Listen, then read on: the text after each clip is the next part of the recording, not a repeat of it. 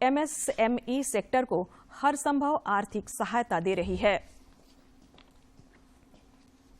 युवाओं को रोजगार देने की दिशा में मजबूत संकल्पों के साथ बढ़ रही है।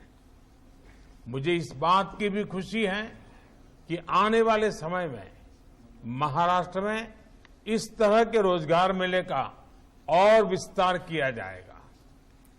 मुझे बताया गया है कि महाराष्ट्र के गृह विभाग में हजारों पुलिस कांस्टेबल की भर्ती होगी और ग्रामीण विकास विभाग में भी भर्ती अभियान चलाया जाएगा। प्रधानमंत्री नरेंद्र मोदी ने आज नई दिल्ली के विज्ञान भवन में आयोजित केंद्रीय सतर्कता आयोग के सतर्कता जागरूकता सप्ताह कार्यक्रम को संबोधित किया। इस दौरान श्री मोदी ने केंद्रीय सतर्कता आयोग के नए शिकायत प्रबंधन प्रणाली पोर्टल का भी शुभारंभ किया। अपने संबोधन में प्रधानमंत्री ने कहा कि भ्रष्टाचार के विरुद्ध कार्रवाई करने वाले सीवीसी जैसे सभी संगठनों को डिफेंसिव होने की जरूरत नहीं है। भ्रष्टाचार मुक्त समाज, भ्रष्टाचार मुक्त देश के लिए ऐसी संस्थाओं की कार्यप्रणालियों में निरंतर परिवर्तन भी आवश्यक है।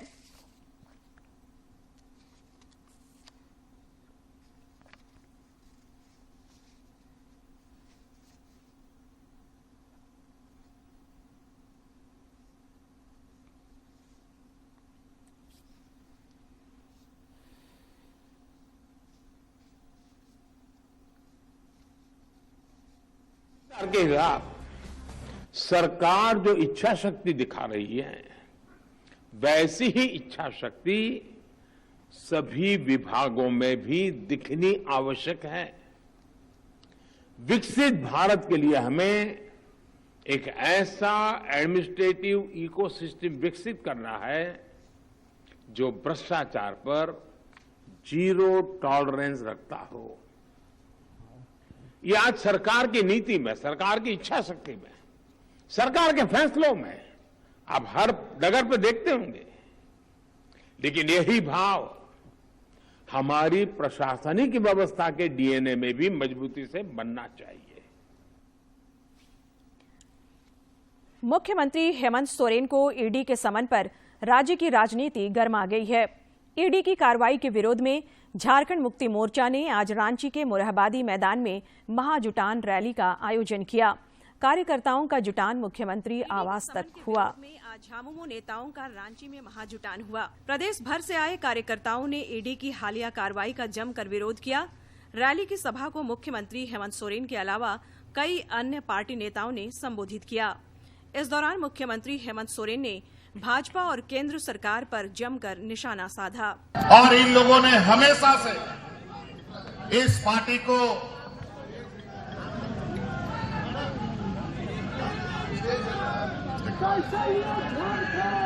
आज इन लोगों ने हमेशा से यहाँ के आदिवासियों को, यहाँ के दलितों को, यहाँ के पिछड़ों को बदनाम करने का काम किया। ये लोग कभी नहीं चाहते कि यहाँ के आदिवासी, दलित, पिछड़ा आगे बढ़े। ये इनको आदिवासियों से, दलितों से चिढ़ लगती है। श्री सोरेन ने कहा कि अगर मैं गलत हूं तो पूछताछ नहीं, बल्कि सीधे सीधे ईडी मुझे गिरफ्तार कर ले। उन्होंने कहा कि झारखंड वीरों की भूमि है और हमें अपने पुराने जज्बे को फिर से बहाल करना होगा। हमने किसकी हत्या की, कौन सा गुनाह किया है, संबंध क्यों भेजते हो? अगर हमने गुनाह किया है तो पूछताछ क्यों करते हो? सीधा अरेस्ट करके दिखाओ, फिर इस राज का जनता जवाब दे।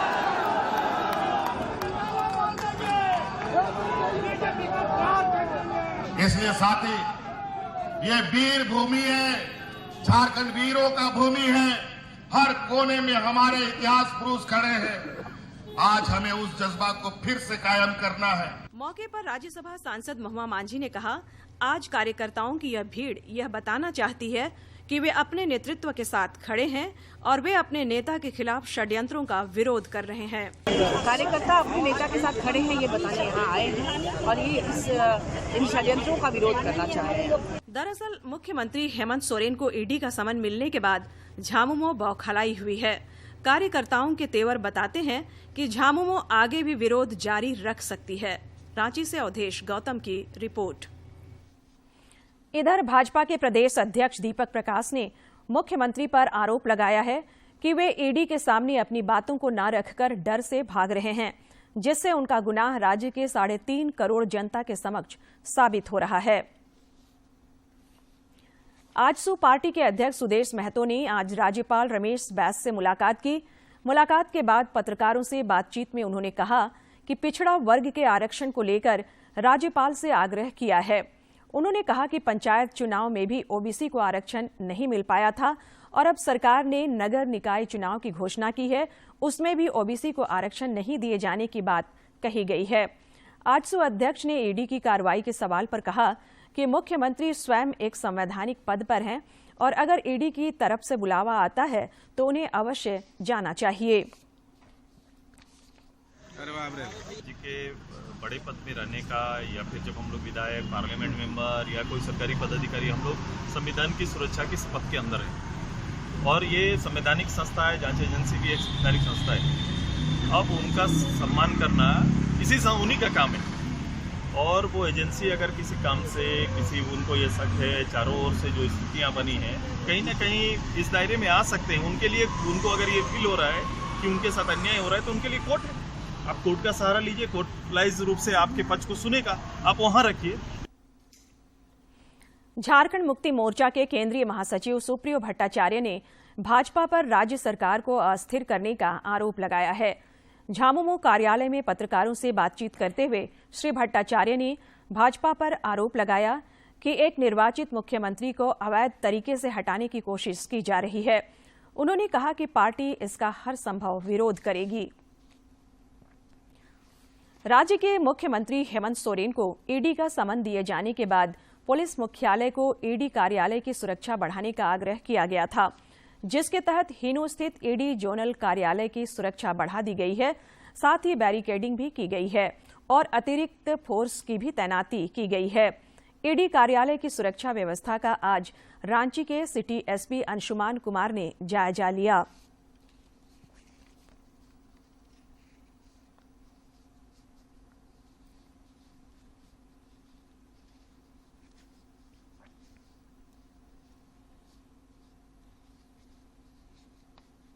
करनी है। ईडी ने पुलिस मुख्यालय से सुरक्षा की मांग की थी, उसी के परिप्रेक्ष्य में यहाँ बंदोबस्त किया गया। बस इतना ही बात।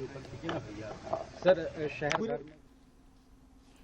गंगा नदी में मालवाहक जहाज परिचालन की अनुमति नहीं दिए जाने से संबंधित प्रकाश चंद्र यादव की याचिका पर अब 28 नवंबर को झारखंड हाईकोर्ट में सुनवाई होगी।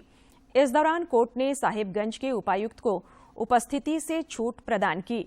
सुनवाई के दौरान कोर्ट ने कटिहार डीएम को आदेश का अनुपालन करने के लिए 2 सप्ताह का समय दिया, जिस पर कटिहार डीएम ने कोर्ट को आश्वस्त किया कि 2 सप्ताह में अदालत के आदेश का अनुपालन कर लिया जाएगा।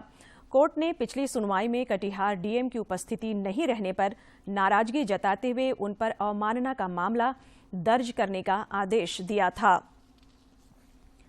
भारत निर्वाचन आयोग ने आज गुजरात में विधानसभा चुनाव की तिथियों की घोषणा कर दी।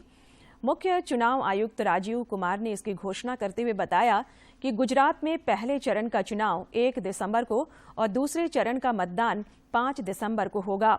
उन्होंने बताया कि मतगणना 8 दिसंबर को होगी। नवंबर and for the second phase 10th of November. For making nominations, it would be 14th November for phase 1 and 17th November for phase 2. Date of for scrutiny of nominations would be November 15th and 18th respectively. Withdrawal would be November 17th and 21, and date of poll would be 1st and 5th, with the date of counting to coincide with Himachal Pradesh on 8th of December. And the entire process would be completed on 10th of December. So this is what is the schedule. 6 राज्यों की 7 विधानसभा सीटों पर आज चुनाव के लिए vote डाले गए। मतदान सुबह 7 बजे से शाम 6 बजे तक जारी रहा। विधानसभा के जिन सीटों पर चुनाव हो रहा है उनमें बिहार के गोपालगंज और मोकामा, महाराष्ट्र में अंधेरी, तेलंगाना की मुन्नुगोड, उत्तर प्रदेश की गोलाकर्णनाथ, हरियाणा की आदमपुर और ओडिशा की धामनगर की सीटें हैं।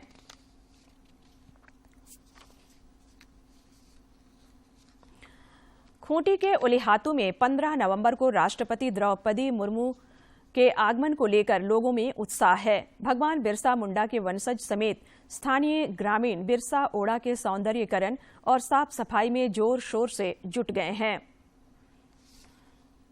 जनजातीय मामलों के केंद्रीय मंत्री अर्जुन मुंडा ने कहा है कि जनजातीय गौरव दिवस उलिहातू में मनाए जाने को लेकर सभी तैयारियां शुरू कर दी गई हैं। उन्होंने बताया कि राष्ट्रपति का आना हमारे लिए गौरव की बात है। ये समझता हूँ कि ये हम सब के लिए गौरव की बात होगी कि राष्ट्रीय गौरव दिवस पर भगवान बिरसा मुंडा के जन्मस्थली पावन भूमि पर महामहिम राष्ट्रपति का आगमन। वहीं जिले के उपायुक्त ने कहा कि उलिहातू में जनजातीय गौरव दिवस की तैयारी शुरू कर दी गई है। उन्होंने कहा कि उलिहातू को पर्यटन स्थल के रूप में विकसित किया जा रहा है। 15 नवंबर को जनजातीय गौरव दिवस के रूप में मनाया जाता है, जो बिरसा मुंडा के जन्म दिवस भी है। तो उस दिन चूँकि वैसे खूंटी में और उलिहातू में बृहद कार्यक्रम होता है और बहुत सारे गण्यमान्य लोग आते हैं। इस बार ऐसी सूचना प्राप्त हुई है कि राष्ट्रपति महोदय का भी आगमन हो सकता है, बट तो कोई ऑफिशियल लेटर कम्युनिकेशन अभी तक नहीं किया गया, पर फिर भी हम लोग उसकी तैयारी कर रहे हैं। वहीं राष्ट्रपति के आगमन की सूचना पर गांववासी और भगवान बिरसा मुंडा के वंशज भी काफी उत्साहित हैं। वे साफ सफाई और जीर्णोद्धार के कार्य में जुट गए हैं। उलिहातू पर आने का प्रोग्राम है, इसीलिए यहाँ जन्म स्थल पर साफ सफाई का काम चल रहा है, वहाँ रिपेयरिंग का काम चल रहा है। बहुत तैयारी चल रहा है, साफ सफाई सब हो रहा है। पिछले वर्ष केंद्र सरकार ने बिरसा मुंडा के जन्मदिन 15 नवंबर को जनजातीय गौरव दिवस के रूप में मनाने का ऐलान किया था। इस वर्ष इस मौके पर उनकी जन्मस्थली उलिहातू में राष्ट्रपति का आगमन हो रहा है। खूंटी से ज्योत्सना की रिपोर्ट। देश भर में पिछले 24 घंटे के दौरान कोविड के 1326 नए मामले सामने आए हैं, जबकि इस दौरान 1723 कोरोना वीरों ने इस महामारी को पराजित कर जिंदगी की जंग जीती है। देश में फिलहाल कोविड के 17,912 मामले सक्रिय हैं और ज्यादातर इलाकों में कोविड संक्रमण के मामलों में लगातार गिरावट देखी जा रही है। इधर झारखंड में पिछले 24 घंटे में कोरोना के कई नए मरीजों की पहचान की गई, जबकि कई मरीज स्वस्थ भी हुए। रांची में इस दौरान कोरोना का एक मरीज स्वस्थ हुआ। स्वास्थ्य विभाग के अनुसार रांची में कोविड के 4 सक्रिय मामले शेष हैं। देश में कोविड के खिलाफ जारी जंग में टीकाकरण अभियान तेज गति से जारी है। केंद्रीय स्वास्थ्य मंत्रालय के ताजा आंकड़ों के अनुसार देश में अब तक 2 अरब 19 करोड़ 68 लाख से अधिक कोविड रोधी टीके लगाए जा चुके हैं। आपकी योजना आपकी सरकार आपके द्वार कार्यक्रम के दूसरे चरण के अभियान में आज राज्य भर के जिला प्रखंडों, पंचायतों और शिविरों का आयोजन किया गया, जहां बड़ी संख्या में लाभुकों ने पहुंचकर अपनी समस्याओं के बारे में आवेदन दिया। इस दौरान परिसंपत्तियों का वितरण किया गया और जरूरतमंदों को कंबल का वितरण किया गया। लाभुकों ने शिविर में पहुंचकर सरकारी योजनाओं की जानकारी प्राप्त की।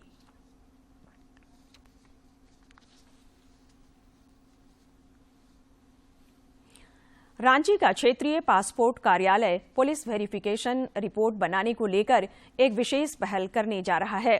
इसके लिए 5 नवंबर को कार्यालय विशेष सत्र आयोजित करेगा। रांची का क्षेत्रीय पासपोर्ट कार्यालय पुलिस वेरिफिकेशन रिपोर्ट के लिए शनिवार 5 नवंबर को अपने कार्यालय में विशेष सत्र आयोजित करेगा। इस दिन कार्यालय ऐसे 600 आवेदनों को स्वीकार करेगा। किया है कि 5 तारीख जो एक शनिवार है, जो एक नॉन वर्किंग डे होता है, उस दिन हम 600 एप्लीकेशन एक्सेप्ट करेंगे अपने पासपोर्ट सेवा केंद्र में। दरअसल करीब 17 ऐसे देश हैं जहां लोग रोजगार और दूसरी वजह से जाते हैं, तो उन्हें वहां पुलिस वेरिफिकेशन रिपोर्ट की भी जरूरत होती है। लेकिन हाल ही में 1-2 अन्य देशों ने भी इसकी डिमांड शुरू कर दी है। जाहिर है ऐसे में इस रिपोर्ट के आवेदकों की संख्या अचानक बढ़ गई है। क्योंकि इससे पहले डिमांड इतनी ज़्यादा नहीं थी, तो पुलिस क्लियरेंस सर्टिफिकेट की अपॉइंटमेंट हमने हर जगह पर मिनिमल रखी थी।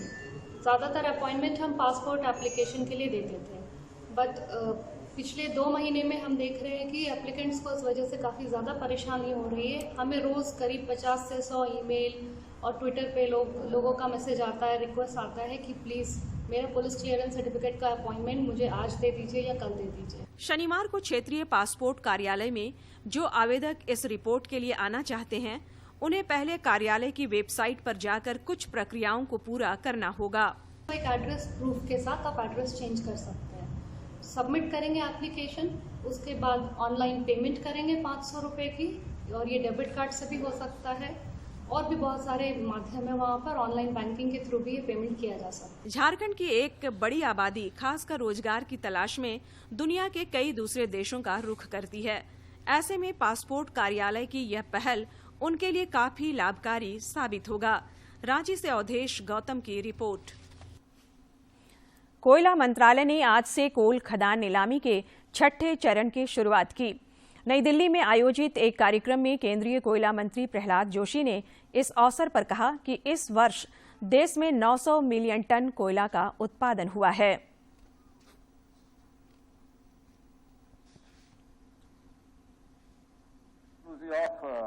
Commercial, captive, abundant coal mines and Coal India put together, we are going to achieve 900 million tons of the coal.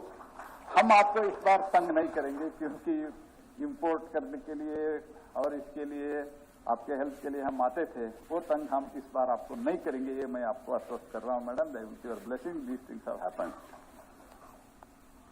During 6th tranche, totally 12 states with a total PRP of 305 million ton इस 141 में हो रहा है, और Madhya Pradesh 30 blocks and followed by Chhattisgarh 28, Odisha 27.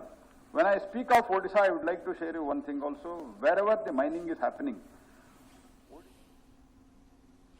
कार्यक्रम को संबोधित करते हुए केंद्रीय वित्त मंत्री निर्मला सीतारमण ने बताया कि कोल इंडिया जरूरतों के अनुसार अपनी क्षमता का विकास नहीं कर पाया और देश में कोयले का आयात करना पड़ा।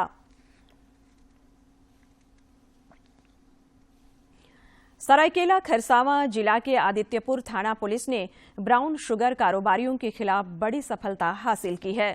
पुलिस ने 2 ड्रग पेडलर को गिरफ्तार कर न्यायिक हिरासत में भेज दिया है।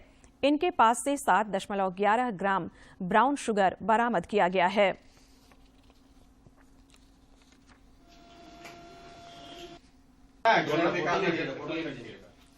सूचना मिल रहा था कि मुस्लिम बस्ती में क्या बोलते हैं ब्राउन शुगर का अवैध कारोबार चल रहा है। इसमें हम लोग लगातार आदमी भी लगाए हुए थे और अपने खुद लगे हुए थे। इससे मालूम चला कि एक विशाल पुष्ट करके लड़का और मुख्तार, ये लोगों के द्वारा भी अवैध ब्राउन शुगर का धंधा किया जा रहा है। तो इस सूचना पर सत्यापन किया और उसके बाद उसको जाके 110 पुड़िया के साथ पकड़े। और अब कुछ खबर राज्य के विभिन्न जिलों से।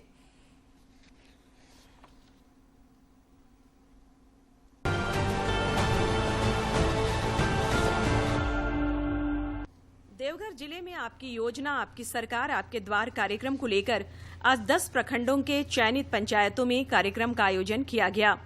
इस दौरान योग्य लाभुकों को विभिन्न योजनाओं से लाभान्वित करने के साथ शिकायतों का निष्पादन भी किया गया।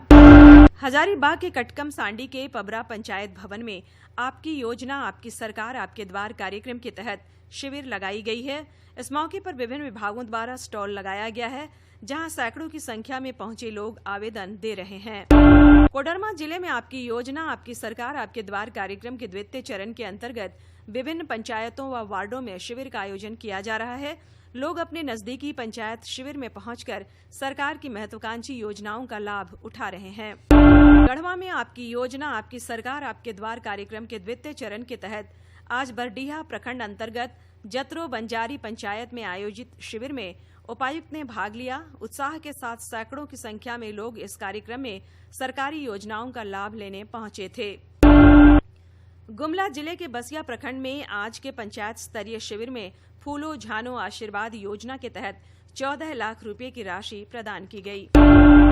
लातेहार में आपकी योजना आपकी सरकार आपके द्वार के द्वितीय चरण में आयोजित पंचायत स्तरीय शिविर में जिले के सुदूर इलाकों में निवास करने वाले ग्रामीणों को सरकार की जन कल्याणकारी योजनाओं से लाभान्वित किया जा रहा है। जमशेदपुर के कमलपुर थाना क्षेत्र में नक्सलियों ने एक बार फिर पोस्टर चिपकाया है। पुलिस ने कमलपुर के ओडिया पंचायत के बंडीह मोड़ पर 2 और कशमार पंचायत के कशमार गांव में एक पोस्टर बरामद किया है।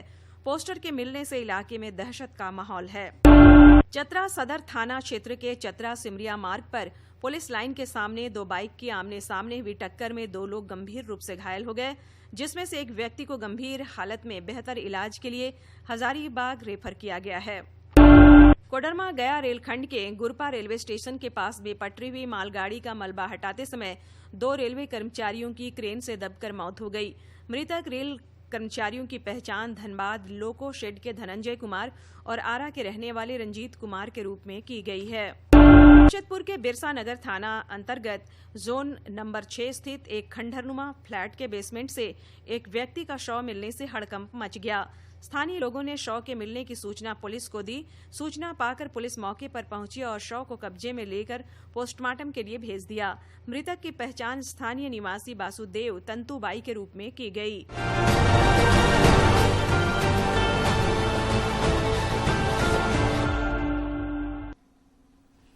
राज्य में खेल को प्रोत्साहन देने के लिए सरकार सभी आवश्यक पहल कर रही है। जामताड़ा जिले में 3 दिवसीय फुटबॉल प्रतियोगिता का आज समापन हो गया।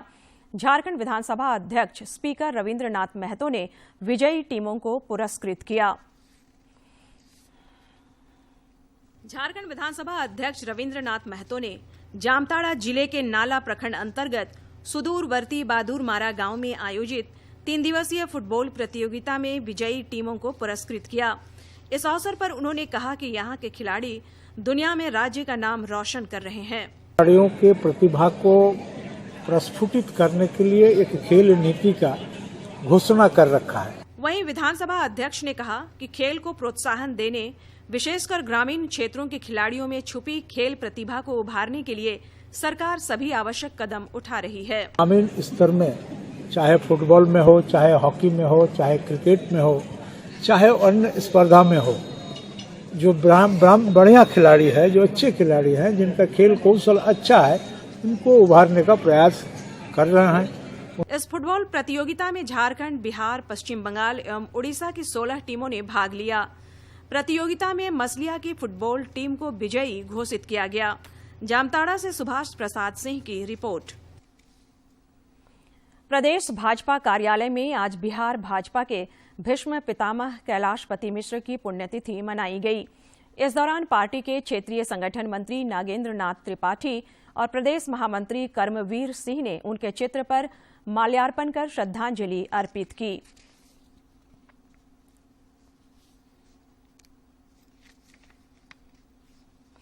राजधानी रांची और आसपास के इलाकों में ठंड का असर दिखने लगा है। पिछले 24 घंटे में अधिकतम और न्यूनतम तापमान में 1 डिग्री सेल्सियस की गिरावट दर्ज की गई है।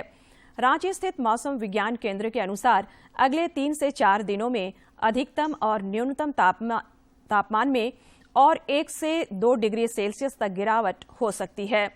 केंद्र के अनुसार अगले 4 दिनों तक सुबह में धुंध रहेगी और दिन में धूप खिलेगी। पिछले 24 घंटे के दौरान खूंटी के में 12.4 डिग्री सेल्सियस न्यूनतम तापमान रिकॉर्ड किया गया। मौसम विज्ञान केंद्र के अनुसार राज्य भर में सुबह में कोहरा छाया रहेगा और 9 नवंबर तक अमूमन मौसम शुष्क रहेगा। और अब एक नजर डालते हैं प्रमुख शहरों के आज के तापमान पर। राजधानी रांची का अधिकतम तापमान 28.2 और न्यूनतम तापमान 12.4 डिग्री सेल्सियस रिकॉर्ड किया गया। जमशेदपुर का अधिकतम तापमान 32 और न्यूनतम 18.1 तथा डाल्टनगंज का अधिकतम तापमान 33.5 और न्यूनतम तापमान 13.9 डिग्री सेल्सियस रिकॉर्ड किया गया। छत्तीसगढ़ की राजधानी रायपुर में आज आदिवासी नृत्य महोत्सव कार्यक्रम का आयोजन किया गया। इस कार्यक्रम में छत्तीसगढ़ के मुख्यमंत्री समेत झारखंड के मुख्यमंत्री हेमंत सोरेन भी शामिल हुए। प्रतीक चिन्ह भेंट करेंगे माननीय संस्कृति मंत्री श्री अमरजीत भगत जी।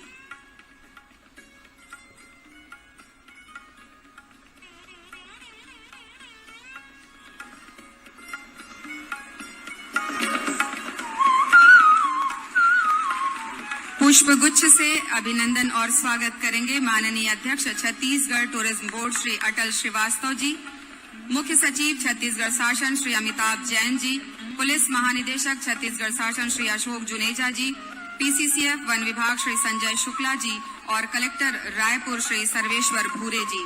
पुष्पगुच्छ से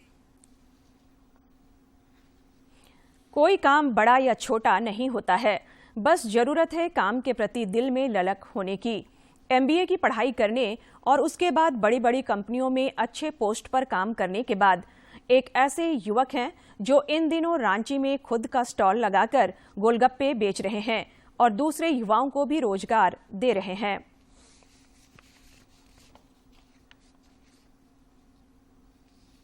कुमार इन दिनों चर्चा का विषय बने हुए हैं। वजह यह है कि बनारस में एमबीए की पढ़ाई और कई बड़ी कंपनियों में अच्छे पोस्ट पर किए गए कामों के अनुभव को इन्होंने अपने स्टॉल में समेटने का प्रयास किया है।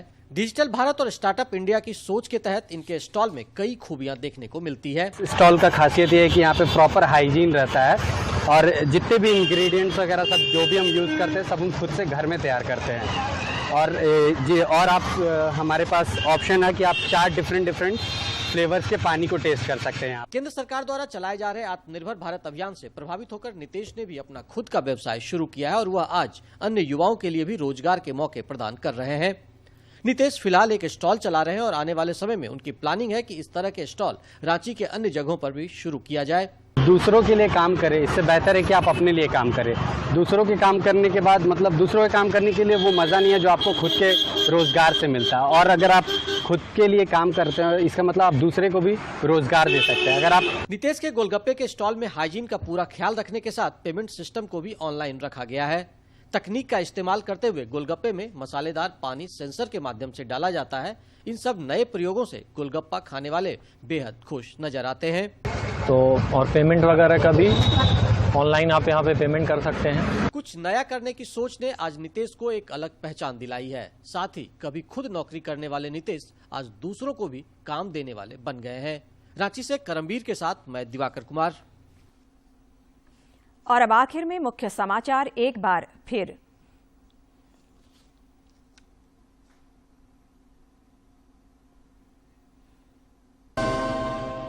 प्रधानमंत्री नरेंद्र मोदी ने महाराष्ट्र रोजगार मेले को किया संबोधित, कहा 10 लाख युवाओं को रोजगार देने का अभियान जारी।